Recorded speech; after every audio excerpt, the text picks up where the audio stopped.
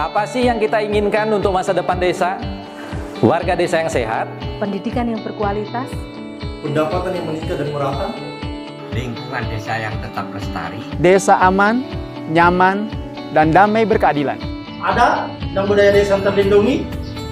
Semua itu adalah cita-cita kita bersama melalui SDGs Desa. kita berdampingan dengan seluruh warga sedunia. Melangkah maju, mewujudkan cita-cita bersama. Desa-desa di Indonesia telah menapaki kemajuan. Butuh kebayaan yang tetap terjaga. Fasilitas di desa semakin baik, pendidikan dasar mencukupi.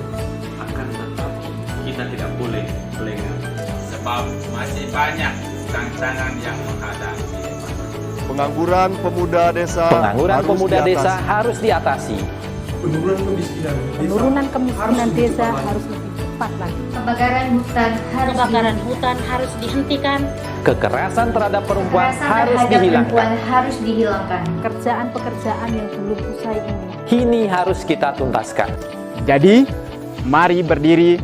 Mari berdiri. Mari berdiri. Mari berdiri sebaris, berjajar bergandengan tangan, melukis kuntul baris, Mewujudkan cita-cita kita bersama. dan pastikan Tidak ada satupun warga desa Yang tertinggal di belakang. mari membangun Indonesia dimulai dari desa. 18 tujuan untuk mewujudkan desa yang lebih baik.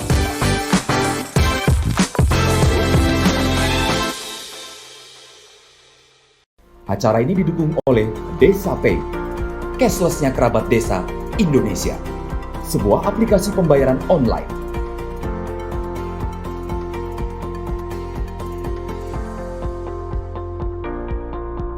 Di Desa Pay, kita akan mendapatkan update berita desa dari TV Desa.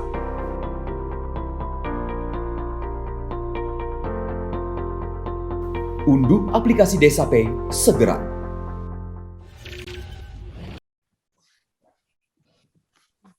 Salam bahagia kerabat desa Indonesia, mari berdiri sebaris, selubis kentul baris, salam SDGs Desa.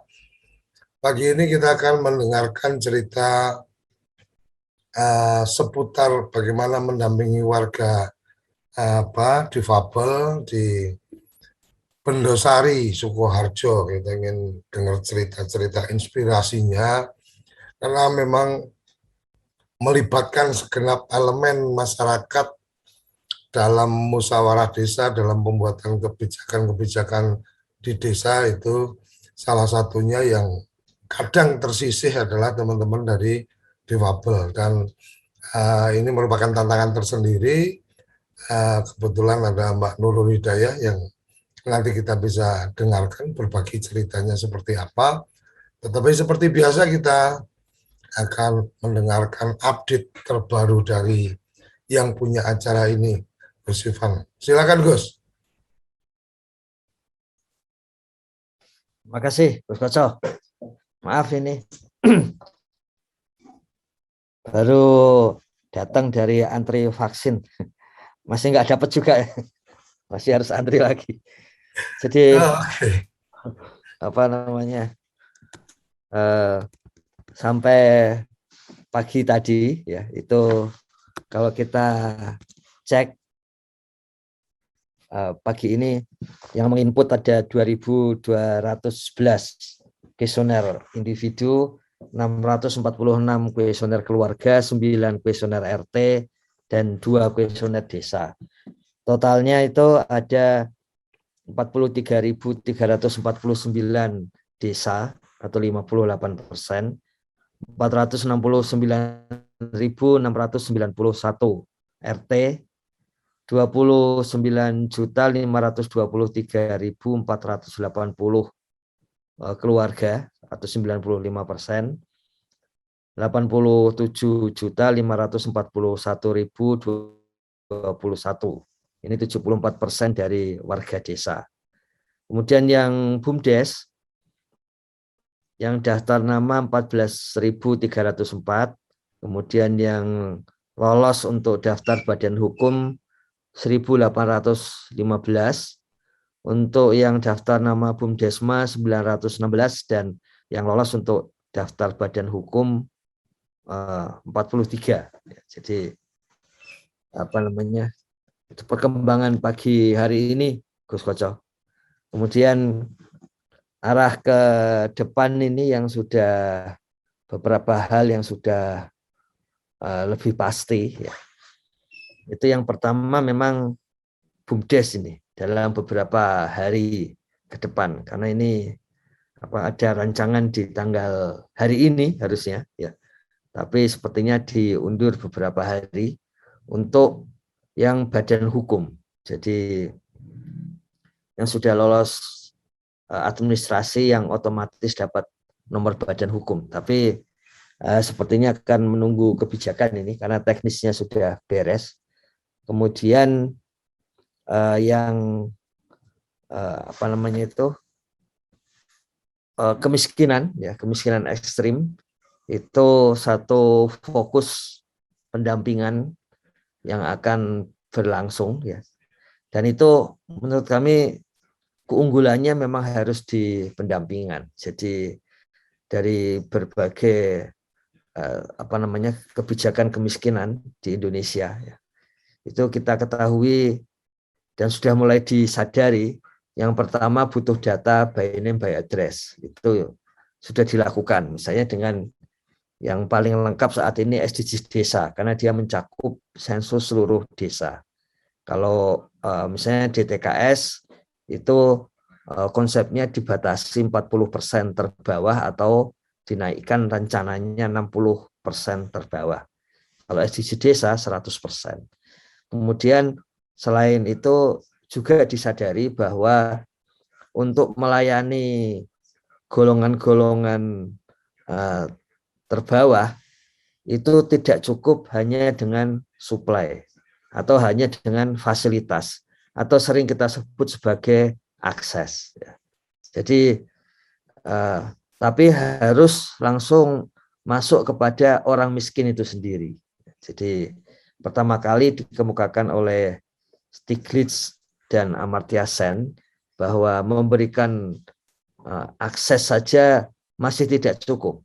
Karena ternyata orang miskin pun itu sulit untuk masuk ke akses. Nah, SDGs misalnya memberitahu bahwa orang-orang miskin ekstrim itu sebagian lebih mudah mengakses toko yang di situ ada obat-obatan daripada mengakses rumah sakit dan puskesmas. Tidak semua, tapi ada kabupaten-kabupaten yang dari data SDGs desa menunjukkan orang miskin lebih mudah akses ke sana. Jadi karena itu satu terobosan Gus Halim adalah kalau gitu kita jalankan dengan pendampingan.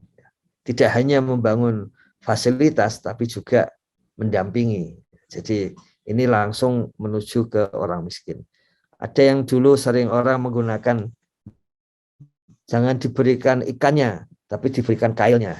Jadi untuk saat ini ya diberi kail sekaligus harus sampai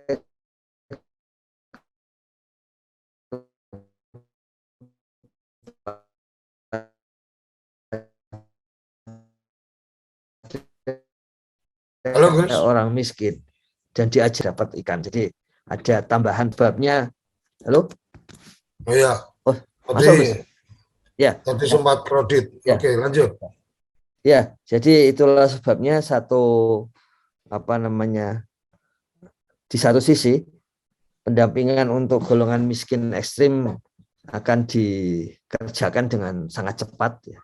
Dan ini Gus Halim yakin targetnya bahkan melebihi target yang diminta oleh beberapa pihak. Jadi langsung 0%, ya, 0% sesuai SDGs desa. Dan itu ya sudah dihitung-hitung mestinya tidak sulit, mestinya mudah.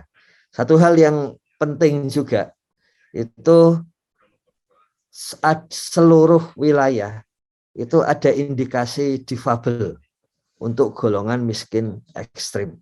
Jadi dan difabelnya tidak hanya satu, tapi beberapa beberapa disabilitas pada satu keluarga miskin itu. Jadi ini memang tantangan yang sangat penting dan sudah jelas sekarang itu dihadapi di desa-desa, ya. Jadi harus segera diatasi, dan ini Bu Nurul Hidayah ini kalau nggak salah di Sukoharjo dulu juga tempatnya waktu pencanangan desa ini, desa Bu Nurul atau tempat lain yang waktu itu ada Gubernur Jawa Tengah Pak Ganjar waktu itu, kemudian ada Gus Halim untuk mencanangkan desa inklusi.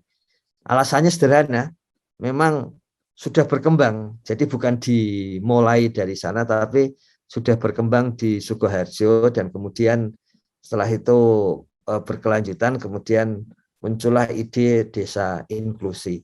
Meskipun inklusinya di sini adalah inklusi terhadap disabilitas. Kalau menurut padat karya tunai desa itu golongan lainnya, golongan marginal lainnya, itu yang ini yang dimaksud adalah disabilitas. Nanti ada desa inklusi yang lain sesuai dengan inklusinya SDGs desa. Jadi bisa desa inklusi itu karena terlalu miskin, atau desa inklusi karena ada masyarakat adat dan sebagainya. Yang di Bu Nurul ini inklusi karena golongan-golongan difabel. Kiranya begitu, Gus Koco. Kalau melihat laporan Bu Nurul di email inovasipendamping@kemendesa.go.id, ya, itu memang sudah jalan dan sudah menarik, ya. Sepertinya begitu, Gus Koco. Oke, terima kasih. Mbak Nurul boleh buka mic-nya. Posisi handphone bisa dibikin rebah. Iya. Nah, oke.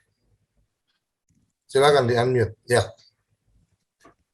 Selamat pagi, Mbak. Gimana Sukoharjo? Aduh, audionya nggak keluar. Belum dikonekin. Connect audionya.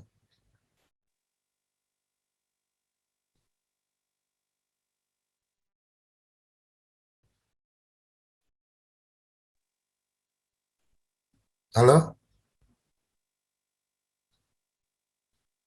Halo?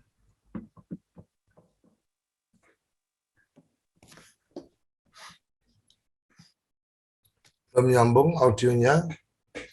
Kita masih menunggu. Ya, mungkin sambil tim Gus Koco memberikan panduan ke Bu Nurul supaya audionya jalan.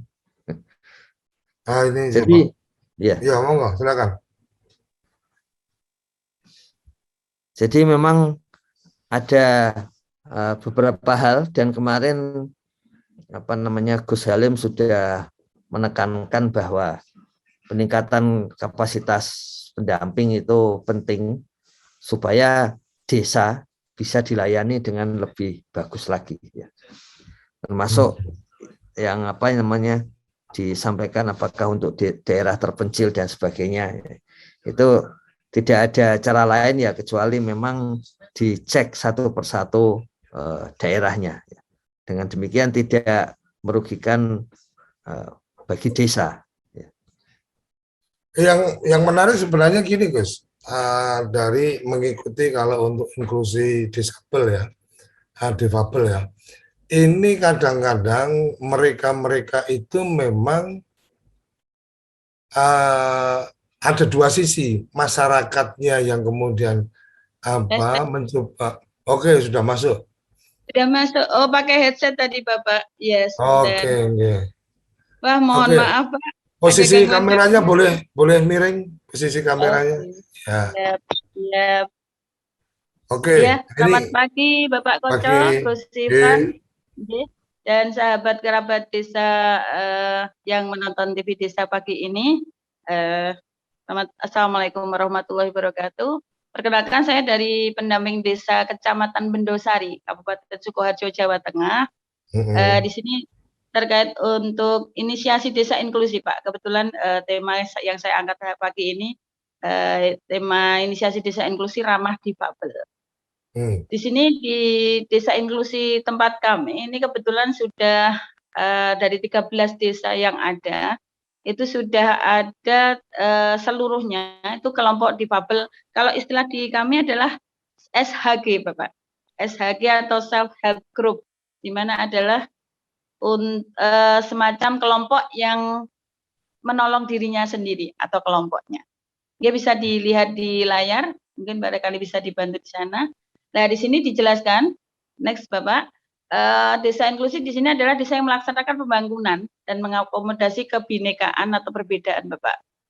Jadi di situ memang kita inisiasi pembentukan kelompok difabel agar dari warga difabel ini mempunyai ruang partisipasi aktif sesuai kebutuhan dan kapasitas dalam pembangunan. Dan artinya di sini pun juga beberapa dari warga difabel ini ada beberapa hambatan juga. Artinya hambatan dari mobilisasi mereka itu kan bermacam-macam.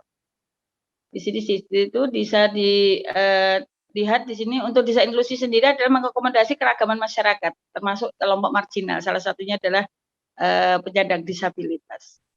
Jadi di sini bisa yang melatar belakangi saya kaitan pembuatan kelompok difabel, bahwa setiap negara itu mempunyai kehidupan yang layak. Artinya dalam artian semuanya harus merata dan tidak nyun sewu ada perbedaan atau diskriminasi bagi rekan-rekan penyandang disabilitas. Dan yang kedua di sini ada disabilitas juga memiliki kedudukan hak dan yang sama, Bapak, dengan masyarakat yang non disabilitas. Terus di sini juga yang selanjutnya penyandang disabilitas di sini mendapatkan perlakuan khusus nih dalam artian perlindungan diri. Kebanyakan memang masih jarang sekali pihak Pemdes itu memperhatikan nasib mereka. Sedikit cerita, saya ditempatkan di Mendosari ini sejak awal tahun 2016. Kebetulan memang menjadi keprihatinan saya ketika datang pertama kali di Mendosari itu selama 2 tahun itu dana desa hanya di Sukoharjo itu hanya difokuskan di pembangunan fisik atau di bidang 2 di pembangunan desa. Di sini mulai di 2017 ini kebetulan kita mencoba menginisiasi teman-teman Pemdes terkait mulai memberdayakan masyarakat desa. Nah, kebetulan kelompok difabel ini sudah kita upayakan advokasi melalui di Musdes juga kita tawarkan ke beberapa yang memang masih kesadarannya kayaknya memang masih belum optimal, Bapak, di terkait kepedulian mereka. Hanya 2 desa ketika itu di 2017 dianggarkan di Mendosari itu semacam ada tambahan modal untuk pembelian etalase bagi rekan warga disabilitas di Desa Sugihan dan Desa Sidoarjo ketika itu.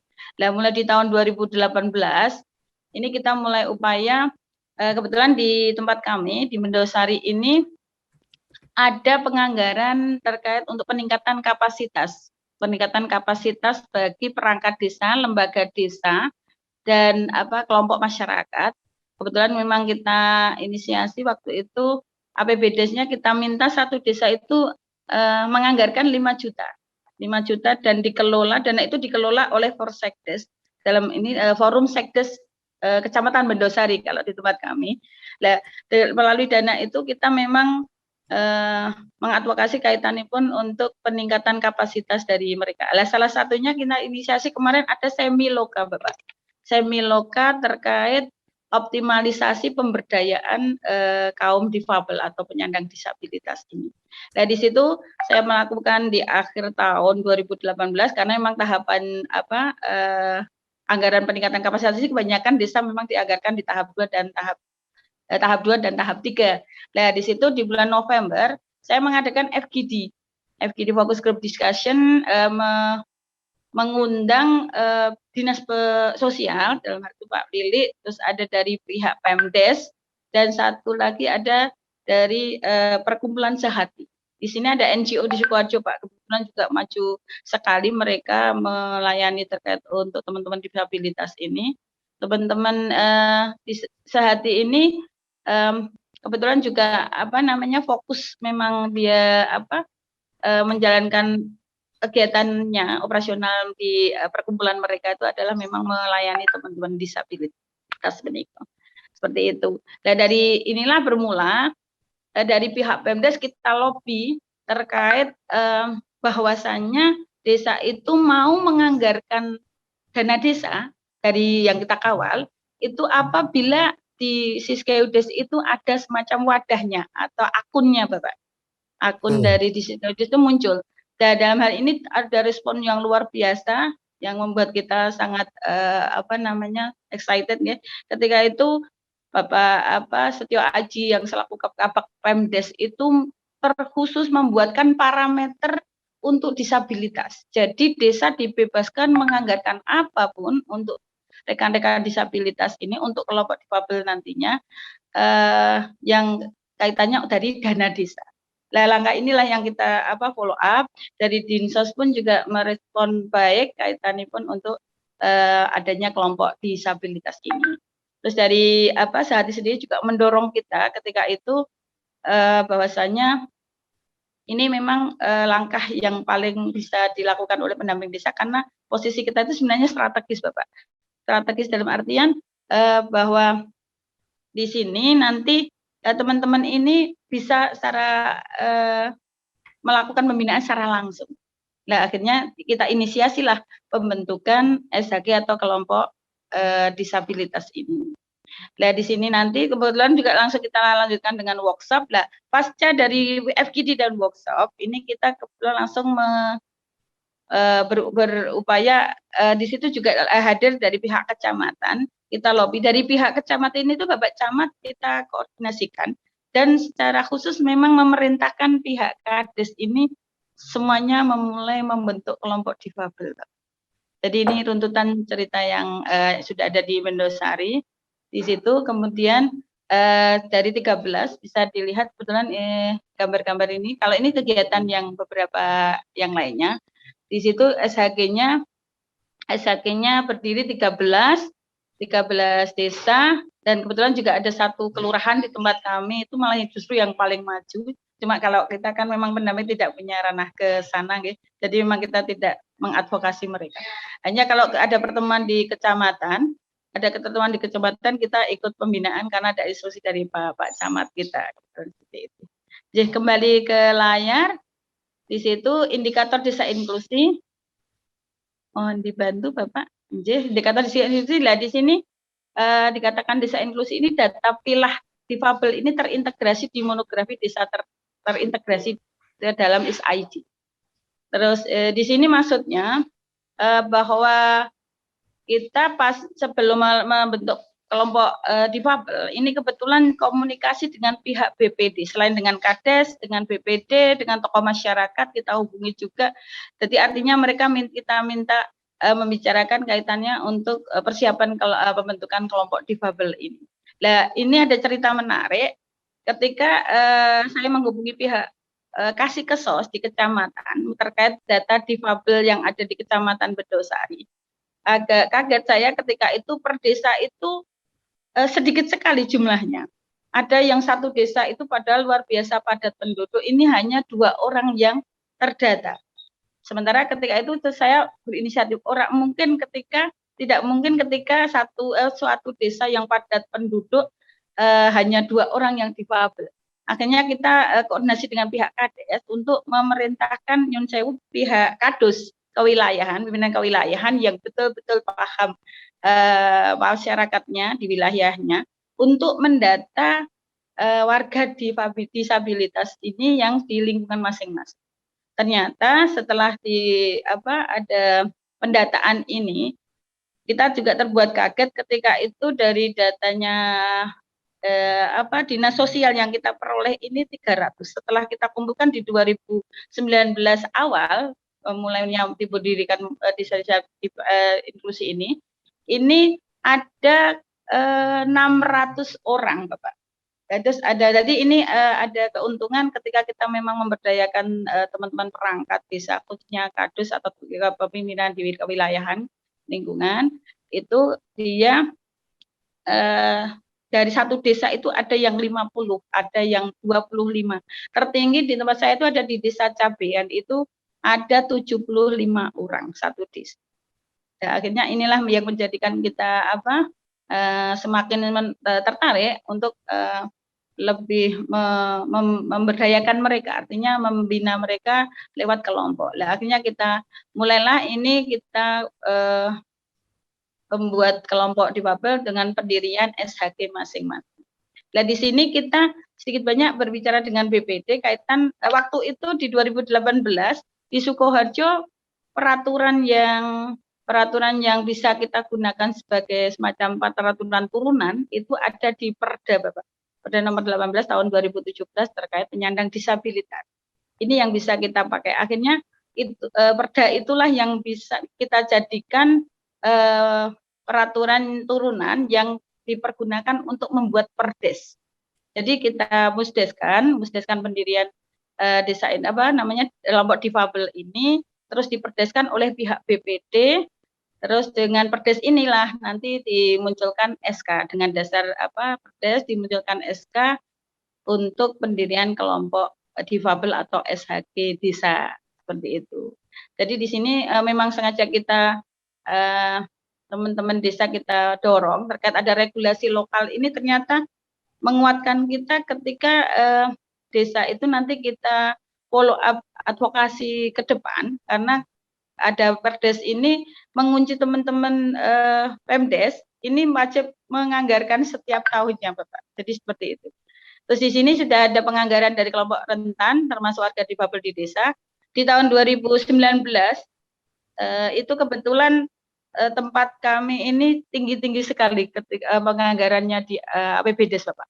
Tertinggi itu ada di Desa Sidorejo. Mereka menganggarkan dari dana desa itu 145.400.000.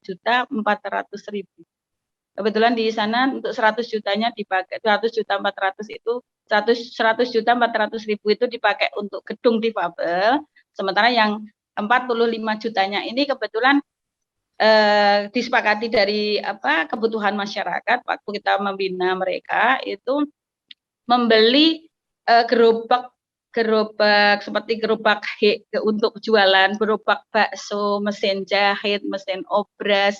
Jadi sesuai kebutuhan mereka dan ini sifatnya memang menjadi inventaris kelompok dan diberikan ke masing-masing warga. Nah, kebetulan karena di satu desa itu ada yang jumlahnya 30, terkadang memang kita harus memberi motivasi ke mereka bahwasanya ada anggaran ini nanti teman-teman bisa sedikit banyak kan istilahnya biar tidak iri satu sama lain kita beri pengertian bahwa untuk anggaran tahun ini mungkin untuk 5 orang ini, terus untuk anggaran yang tahun besok untuk mungkin mengantri untuk teman-teman yang lainnya yang mungkin sudah mengantri seperti itu. Jadi kita memang biar semuanya merata kita beri pengertian dan kita pun juga setiap bulannya ada pembinaan ke mereka selain untuk regulasi seperti itu. Nah di sini kita libatkan juga di Babel, juga di Musdes, Musrenbangdes. Terus di sini juga alhamdulillah di semua desa di tempat kita 13 desa itu semuanya sudah ada aksesibilitas. Jadi memang kita dari dana desa kita memang kita tekankan bahwa untuk fasilitas umum ini kan semuanya sekarang harus wajib ada aksesibilitas untuk sirkulasi keluar masuk kantor desa menikah. Di sini juga tempat kita di Kecamatan Bendosari ini selain ada SHG kelompok difabel, kemarin kita ada pencanangan deklarasi Kecamatan Inklusi, Bapak. Deklarasi Kecamatan Inklusi ini kita memberikan gerakan Kecamatan Inklusi. Kala itu kebetulan saya juga dilibatkan di lintas sektor.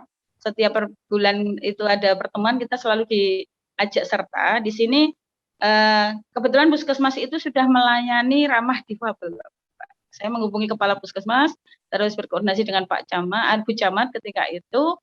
Nah, di sini sudah ada deklarasi Kecamatan Inklusi dan disepakati di situ ada kegiatan RBM, Bapak. Rehabilitasi bersumber daya masyarakat di desa. Nah, di sini itu RBM desa ini yang mengelola adalah PKK kecamatan, di mana anggotanya juga termasuk ibu-ibu lurah dari PKK desa. Nah, di sini ada kegiatan di kecamatan kami ini ada Sanggar Inklusi Tunas Wijaya. Kebetulan di situ kita kerjasama pihak kecamatan kerjasama dengan Dinas Kesehatan, di mana setiap hari Kamis itu dibuka layanan bagi adik-adik kita yang berumur 15 ke bawah. Ini terkait dia ada di situ layanan fisioterapi, okupasi terapi, ada terapi wicara. Di situ pun juga ada psikiater dihadirkan untuk psikiater anak. Jadi di situ juga dibuka konseling terkait teman-teman difabel ini. Seperti itu gambaran kurang lebihnya. Terus ini untuk Kube ini juga kelompok usaha bersama, Bapak. Sebelum saya mendirikan di 2017 itu sudah ada kelompok usaha bersama. Tapi hanya sebanyak mungkin kurang dari 15 orang lah. Itu warga difabel kebetulan juga menginisiasi, dia mendapat bantuan semacam modal untuk simpan pinjam. Itu namanya Kube Suka Usaha untuk simpan pinjam, sampai sekarang pun juga berjalan, dan kita perluas itu dari teman-teman SHG itu kita masukkan semuanya menjadi pengurus di kecamatan. Pengurus kelompok difabel paguyuban SHG desa di Kecamatan Bendosari. Bisa dilihat di layar itu selanjutnya ada sanggar inklusi, di situ terlihat kegiatan yang setiap Kamis diselenggarakan. Terus di situ di bawahnya juga kegiatan-kegiatan yang sudah kita lakukan, seperti yang saya ceritakan tadi, ada semiloka terkait FGD, terkait workshop dengan OPD terkait. Kita libatkan teman-teman perangkat ini untuk ikut serta. Intinya hanya kita memahamkan bahwa perlunya memperhatikan kelompok difabel ini, sehingga secara tidak langsung kelompok marginal ini tidak ada diskriminasi dari difabel, disabilitas, Bapak. Dan di situ juga ada rutinan kita mengadakan pembinaan di kecamatan. Pembinaan itu juga sedikit banyak terkait juga peningkatan kapasitas untuk mereka. Kebetulan kemarin saya sudah memberikan secara langsung itu terkait perencanaan pembangunan desa. Jadi teman-teman kelompok difabel ini dalam penganggaran APBDes desa, kebetulan sudah mendapatkan jatah masing-masing oleh pihak KDS. Ini sudah pintar membuat terap, Bapak. Memang kita advokasi, artinya memang kita beri peningkatan kapasitas bagi mereka, gimana caranya sesuai kebutuhan mereka. Ketika mau melakukan pelatihan apa gitu, mereka sudah bisa lihat nanti kebutuhannya sesuai dengan kebutuhan yang mereka inginkan. Jadi kita hanya semacam memfasilitasi kaitan ini untuk kelancaran saja. Di gambar yang tampak di layar itu adalah pas saat saya melakukan pendirian kelompok difabel atau SHG masing-masing desa. Ada 13 desa kebetulan Pak kita. Untuk selanjutnya, ini ada dari foto ini kebetulan terlihat pembinaan kita yang dilakukan di kecamatan waktu itu. Terus ada deklarasi kecamatan inklusi. Di situ dihadiri oleh langsung Ibu Bupati kita, Ibu Eti Suryani. Kebetulan juga di situ memang kita mengadakan semacam pembubuhan tanda tangan dan cap tangan untuk semacam tanda saja bahwa deklarasi ini sudah dilakukan, dan sudah deklarasi ini pun juga disepakati oleh pihak Muspika Kecamatan, ada penandatanganannya secara simbolis untuk deklarasi Kecamatan Inklusi juga. Selanjutnya ini sama, terus di situ yang nomor 4 kebetulan ini kegiatan teman-teman difabel. Jadi dari 2019 sampai 2021 ini setiap tahun teman-teman difabel ini sudah dianggarkan dari dana desa. Walaupun secara nominal memang kita kearifan lokal masing-masing desa gitu Bapak. Jadi kesepakatan di desa sesuai hasil musdes, dan teman-teman ini ada bermacam-macam. Bahkan sekarang teman-teman ini sudah memiliki unit usaha Bapak.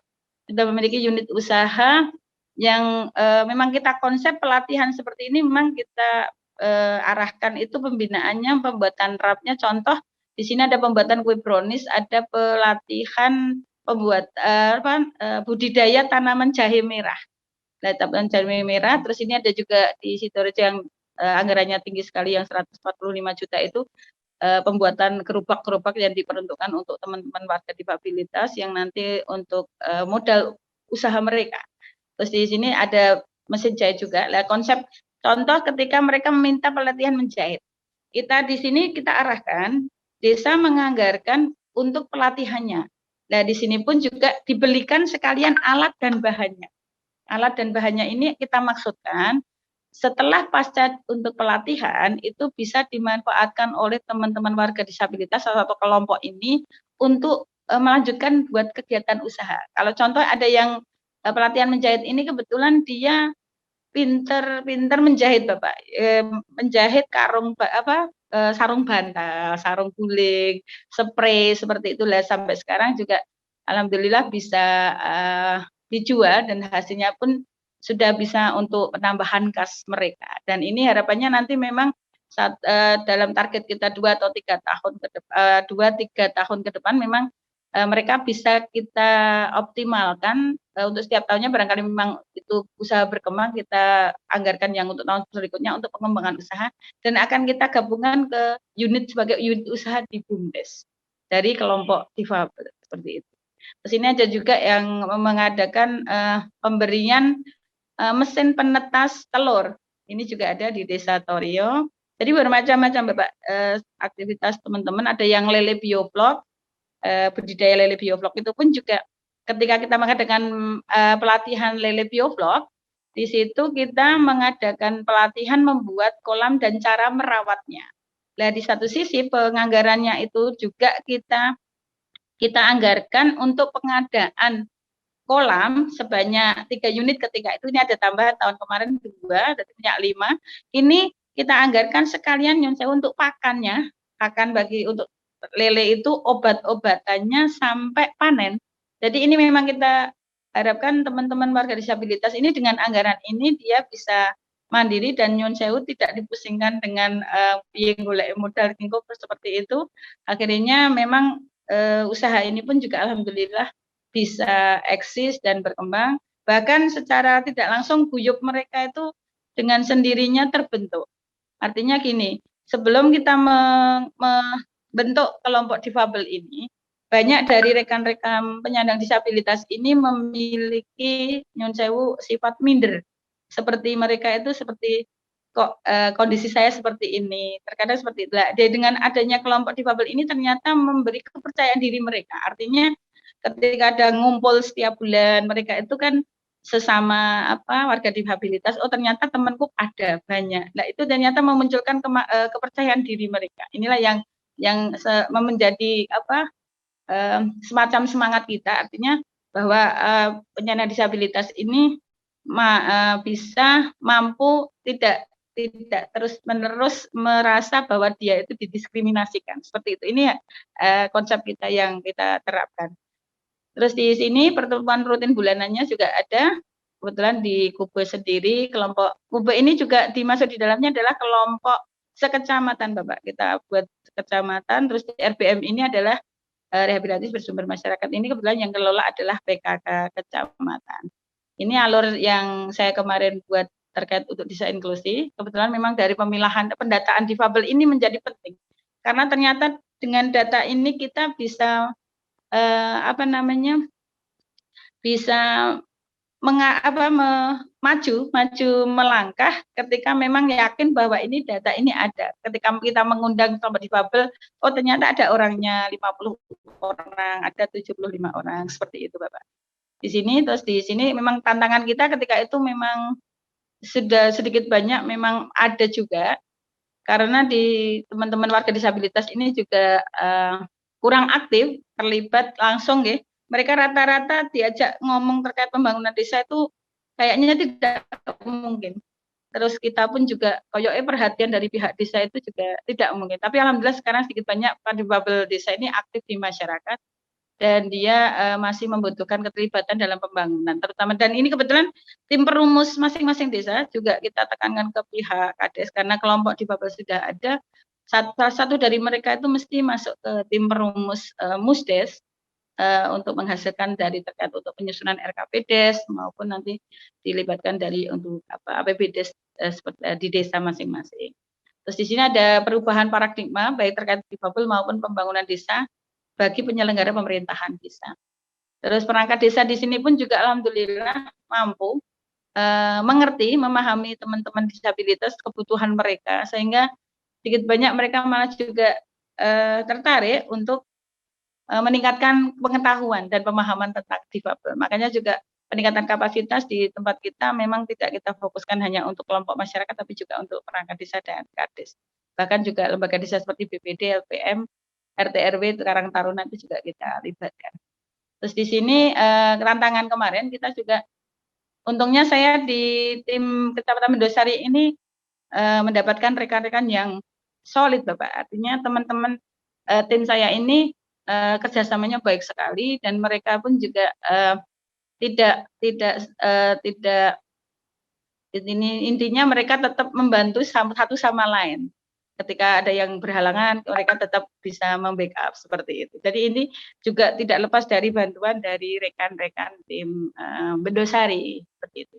Di dalam perencanaan pembangunan pun juga data terpilah karena belum tersedianya di SID. Lah ini kebetulan kemarin lewat data IDM juga difabel juga kayaknya juga diminta kaitan ini. Terus bahkan ini dinas sosial pun ketika membutuhkan data difabel ini sudah mulai menghubungi pendamping desa, Pak. Kebetulan teman-teman kan di lapangan, teman-teman PLD ini sudah mengantongi data semua warga difabilitas. Nah, perkembangannya setiap bulan kita mengadakan pembinaan di balai desa, kebetulan juga kita lakukan di balai desa, kadang-kala juga turba ke masing-masing warga difabel, katanya mau silaturahmi ke rumah masing-masing. Jadi kerukunan mereka, guyup mereka seperti itu. Di sini terus ada peran RBM kecamatan dan desa juga ternyata membutuhkan peningkatan kapasitas. Ini tantangan yang selanjutnya. Terus minimnya aksesibilitas. Ketika itu di tahun 2018 memang belum semua desa memiliki aksesibilitas. Nah, ini akhirnya di 2019 kita tekankan semuanya menganggarkan untuk aksesibilitas di kantor desa masing-masing. Selanjutnya di sini keluarga dengan difabel, kebetulan kita juga ada layanan dasar, nggih, Kak, dasar itu. Bentar, Bapak. Ya, mohon maaf. Terus di sini juga strategi kita. Kebetulan kita juga selain melibatkan Pemdes, juga kecamatan, kebetulan juga kita tidak segan-segan koordinasi dengan TA kita. Melalui TA kita untuk bisa disambungkan ke dinas terkait. Di sini juga DPMD di bidang 3, kala itu guys, sekarang menjadi bidang 1 nih. Seperti yang Pak Koco tadi bilang, memang ada perubahan SOTK di DPMD juga Pak di lokalan sini. Nah, ini juga kita intens komunikasi dengan Bapak Kabid, jadi ketika ada perkembangan kita selalu follow up seperti itu. Terus di sini penyelenggaraan pertemuan dengan stakeholder secara berkala kita intenskan juga terkait selain lintas sektoral, kita juga merangkul dari lembaga swadaya masyarakat. Di sini Sukoharjo itu ada NGO yang luar biasa eksis, Bapak Koco. Kebetulan perkumpulan sehati ini menjadi inspirasi saya sebetulnya dari Mas Edi Supriyanto ini selaku direktur ini kemarin yang kebetulan juga saya undang sebagai narasumber ini. Sehati itu perkumpulan sehati yang pencak silat itu? Bukan, Bapak, bukan. Perkumpulan ya? Yang pencak silat, Bapak. Karena kalau sehati kalau di daerah Solo Raya itu kan saya melihat kan sehatinya kan sehati yang pencak silat itu kan banyak juga. Beda ya? Beda, Bapak. Ini malah saya baru dengar dari panjenengan. Iya. Beda, Bapak. Itu jadi teman-teman sehati ini terkait dia di NGO lah. Kebetulan dia NGO lokal ya, Mbak ya? Dalam? NGO lokal. Iya, NGO lokal, tapi ini sudah mendapatkan penghargaan langsung dari PBB, Bapak. Terkait sebenarnya yang punyanya itu Menteri Lingkungan Hidup yang dulu itu kan juga sehati juga tuh. Oh, namanya sama mungkin Bapak.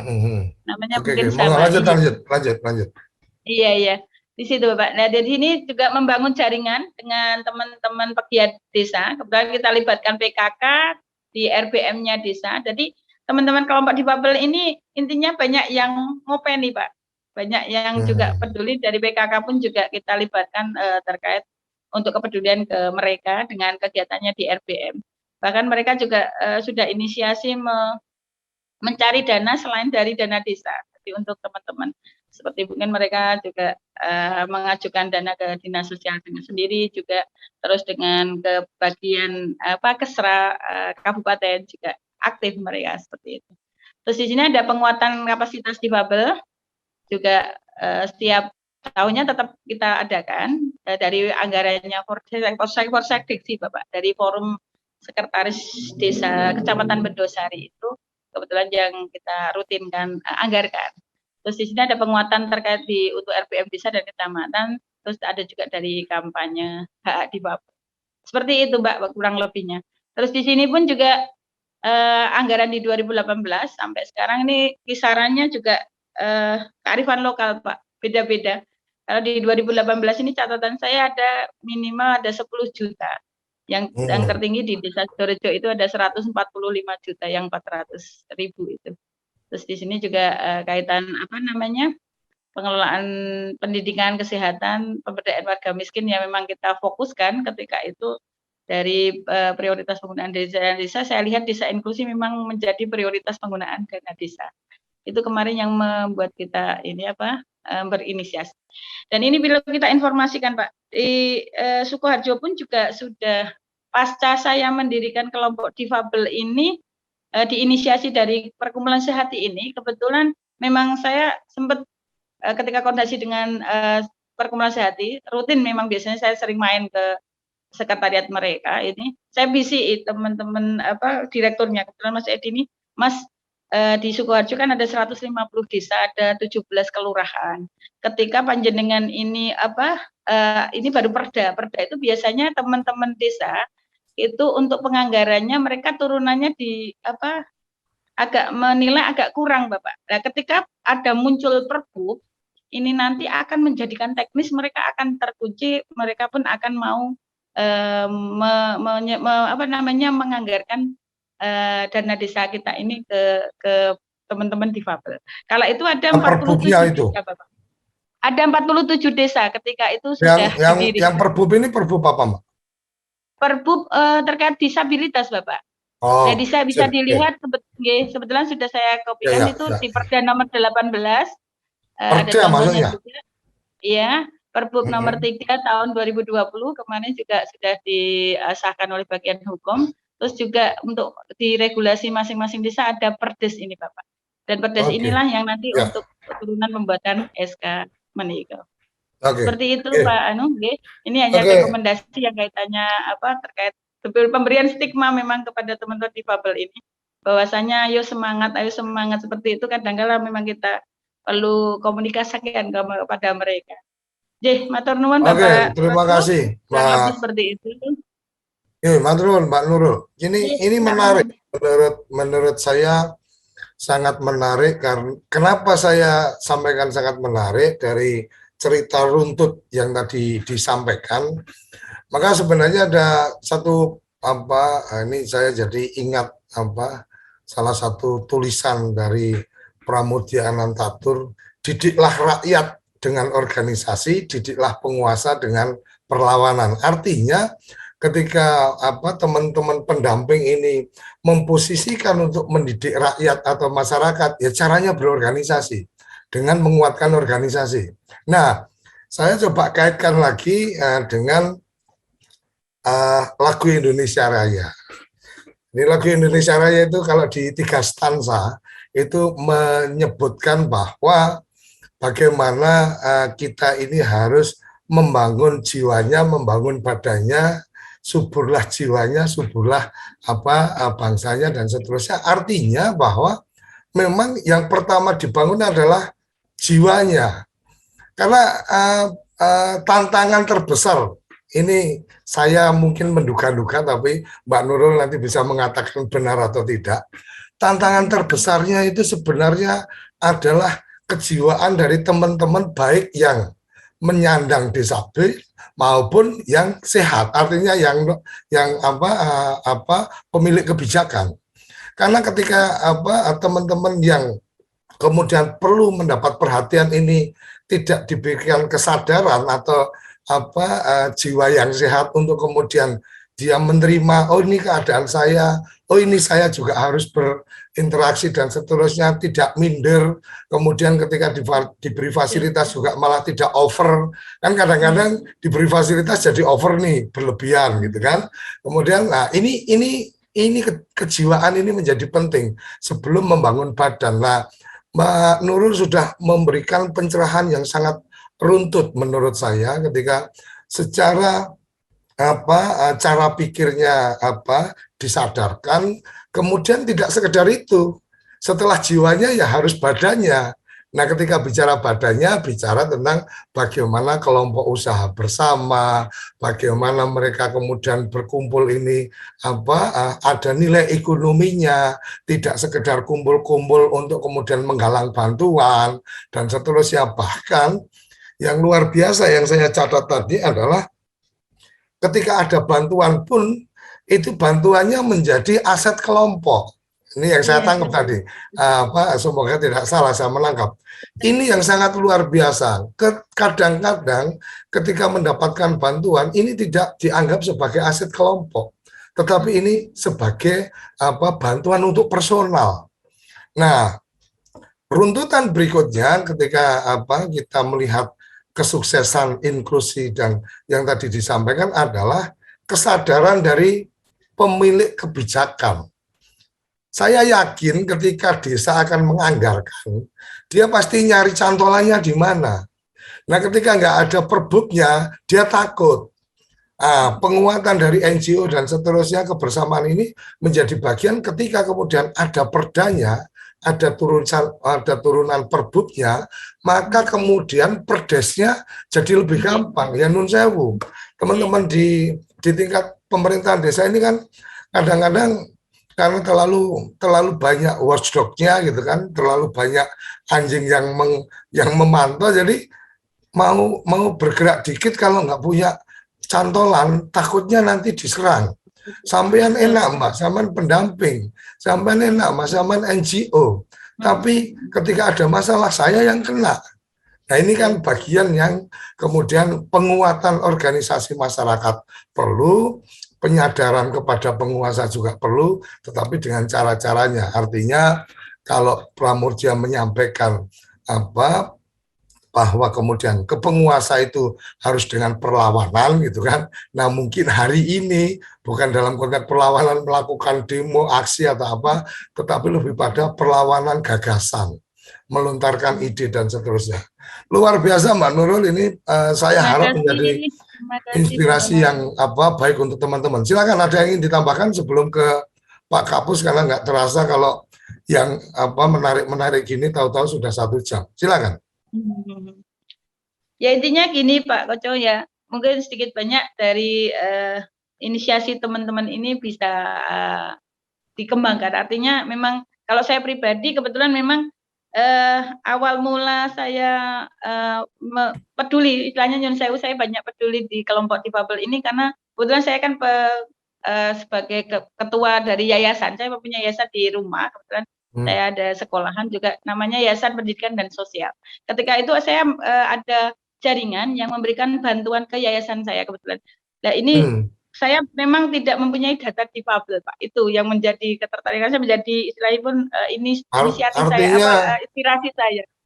Artinya ketemu jalan. Komunikasi ke Serapun mereka tidak punya. Nah, inilah. Jadi memang pendataan teman-teman difabel ini yang bisa mungkin dikembangkan. Saya yakin akan berguna ke depan juga seperti itu. Ini bagian yang menarik menurut saya. Ketika Mbak Nurul cerita ada yayasan, kemudian ketemu ada peluang, tapi ternyata data tidak ada dan seterusnya. Jadi bahasa guyonan saya itu berarti Mbak Nurul ini tersesat di jalan yang benar kan gitu. Artinya ketemu sesuatu yang kemudian kok ini saya belum dapat, akhirnya kemudian menemukan jalannya yang benar. Oke, luar biasa. Gus Ivan, terima kasih Mbak Nurul, mohon maaf karena waktu kita. Terima kasih atas apa yang disampaikan. Nanti bisa kita share ke klub sarapan SDGs, materi presentasi tadi supaya bisa menjadi inspirasi. Closing statement Gus Ivan, ini luar biasa pagi ini kita mendapatkan satu pembelajaran, satu pencerahan. Ya mohon maaf akhirnya terus buka buku lama, jadi penguasa harus dilawan, mungkin cara perlawanannya sekarang yang beda kan gitu dengan media mungkin. Oke, silakan Gus Ivan. Dan kadang-kadang posisinya sekali waktu bagian melawan karena menjadi dosen, sekali waktu bagian dilawan.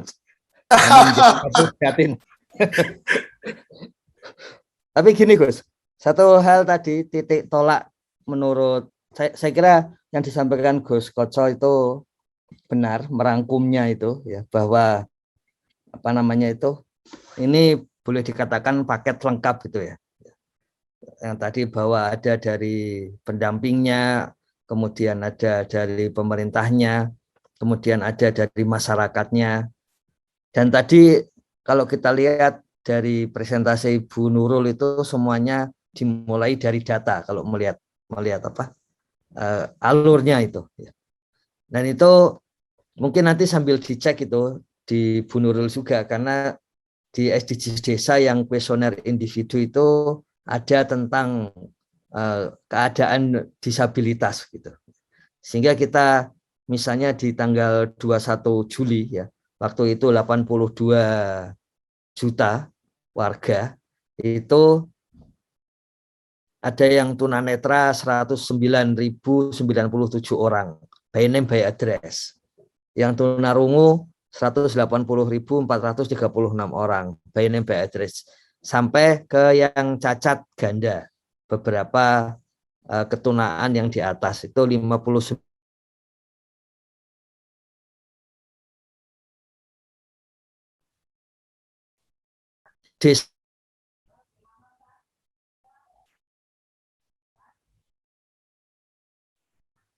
Halo Gus.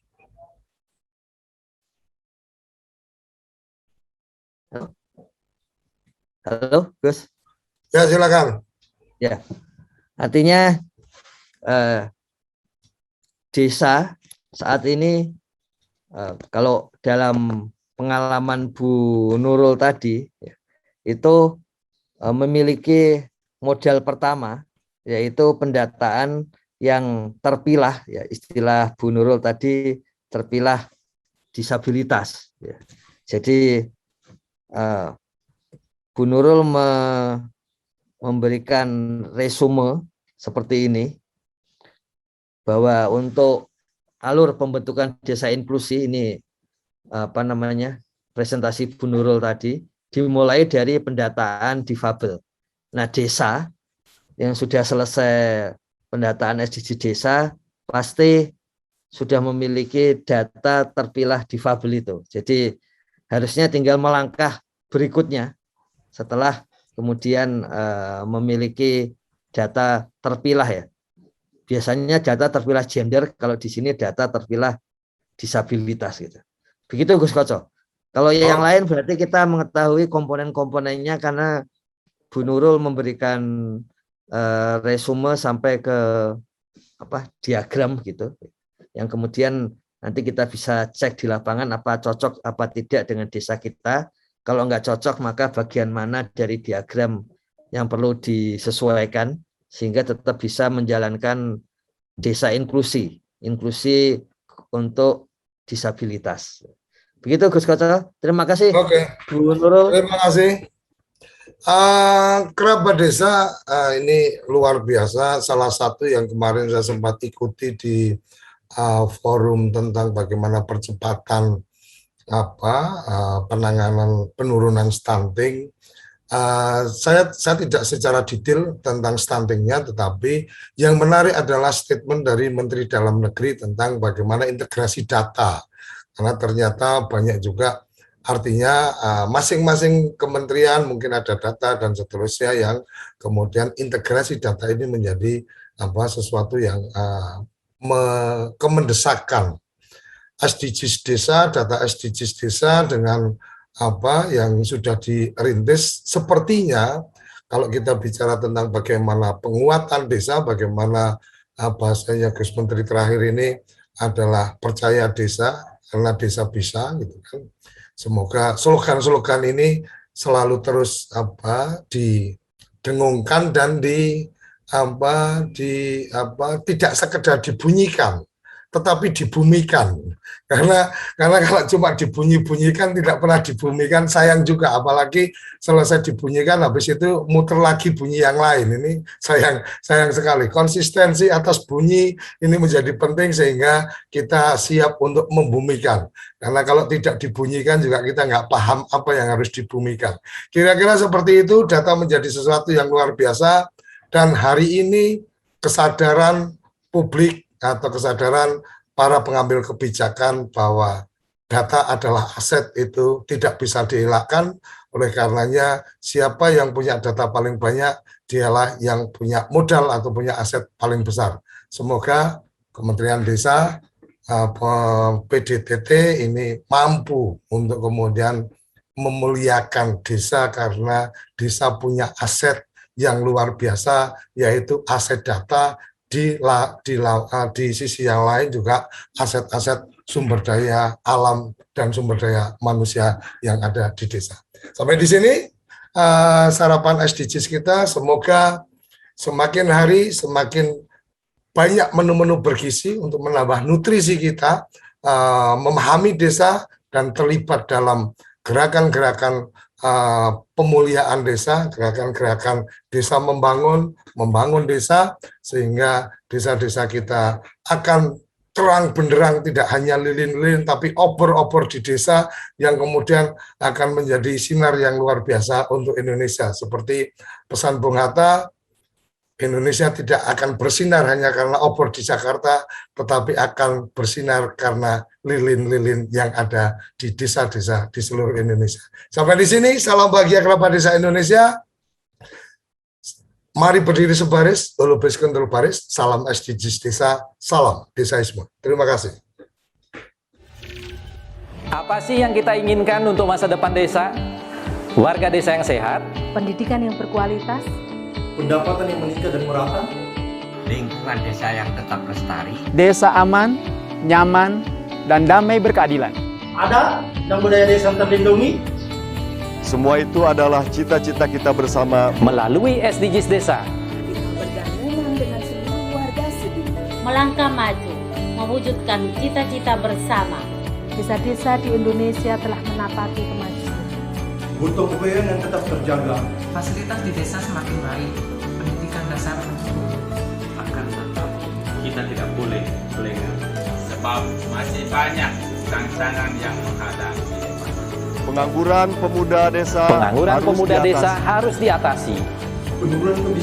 Penurunan kemiskinan desa harus lebih cepat lagi. Kebakaran hutan harus dihentikan.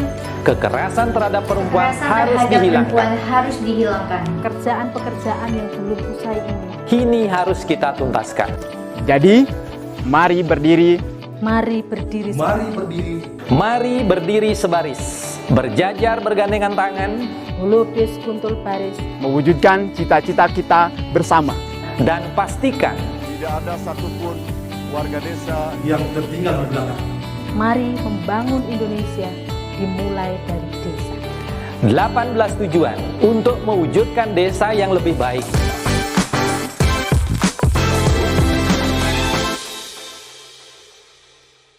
Acara ini didukung oleh Desa Pay, cashless-nya kerabat desa Indonesia, sebuah aplikasi pembayaran online.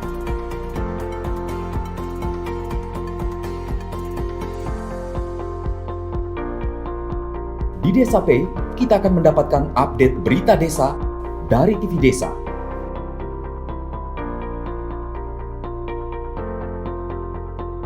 Unduh aplikasi Desa Pay segera.